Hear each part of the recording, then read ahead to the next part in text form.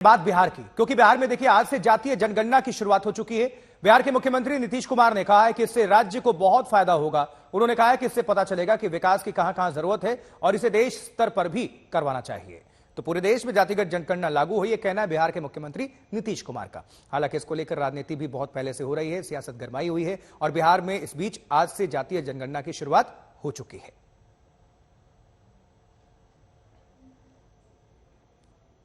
जातीय जनगणना से क्या क्या लाभ होंगे?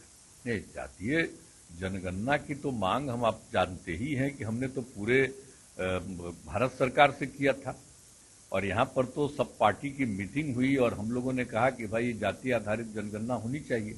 और ये आप जानते हैं कि हम लोग तो बहुत दिनों से ये मांग कर रहे हैं। पहले भी जब हम लोग एमपी भी थे तब भी मांग करते थे और ये बातें होती थी। तो पिछली बार 10 के बाद 11 में उन लोगों ने एक हद तक कुछ करने की कोशिश की जनगणना के बाद, लेकिन उनका लगता है ठीक ढंग से हुआ नहीं, वो बाद में कभी प्रचारित नहीं हुआ।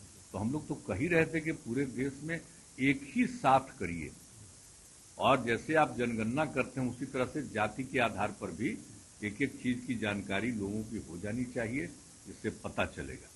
तो हम लोग तो यहाँ पर मीटिंग किए, ऑल पार्टी सब जितने हमारे पार्टी के विधानसभा विधान परिषद में इतनी पार्टियां हैं, सब लोग एक साथ बैठ करके मीटिंग किए और फिर हम लोगों ने समय मांगा। तो माननीय प्रधानमंत्री जी ने समय दिया, गए और हम लोगों ने पूरी बात कही, सभी लोगों ने अपनी बात रखी और तब सुन लिए, लेकिन उसके बाद कुछ कहा नहीं उन्होंने और बाद में कह दिया कि नहीं साहब, केंद्र सरकार तो नहीं करेगी जाति आधारित जनगणना। और ये कहा कि राज्य अगर करना चाहे अपना गणना तो करे, तो हम लोग तो अब गणना कर रहे हैं। अब उसी के लिए हम लोगों ने पूरा का पूरा किस तरह से, एक तो सब पार्टी हम लोग बैठ करके तय किए और उसके बाद हमने अनेकों बार अधिकारियों के साथ मीटिंग करके उन लोगों को गाइड किया। उससे जनता को क्या लाभ होगा? मैं कहने जनता को लाभ होगा, हम लोग आप सोच रहे हैं आर्थिक स्थिति का भी करवा रहे हैं हम लोग।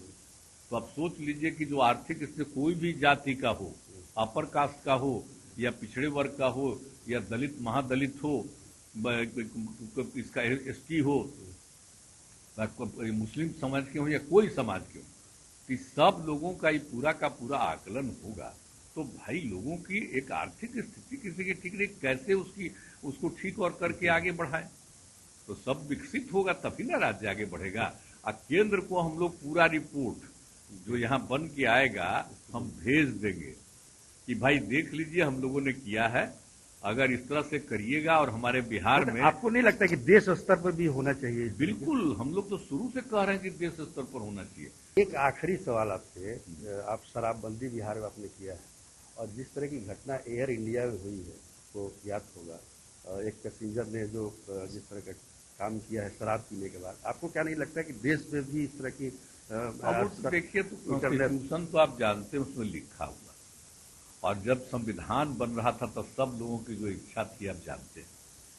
लेकिन अब इसके बाद तो कुछ ही राज्यों ने किया, सब राज्यों ने किया, हम लोगों के बिहार में तो कर्फ्यू नहीं किए, अब बाद में फिर हट गया। तो अब देखिए, तो हम लोग फिर लागू कर दिए, लेकिन हम लोग लागू किए तो देख लीजिए बिहार में जो विपक्ष में भी थे वो भी कहे, उसमें तो बीजेपी ही ना बाहर थी, तो वो लोग भी सपोर्ट किया। अब पता नहीं आजकल क्या हो गया है भाई, सब लोग मिलकर के एयर इंडिया की घटना में क्या कहेंगे? पैसेंजर ने नहीं, तू तो ठीक नहीं है, देखना चाहिए। और हम लोग तो दिखवाते ना है भाई, कहवा दिए ना कि यहाँ पर कोई शराब लेकर के नहीं आएगा।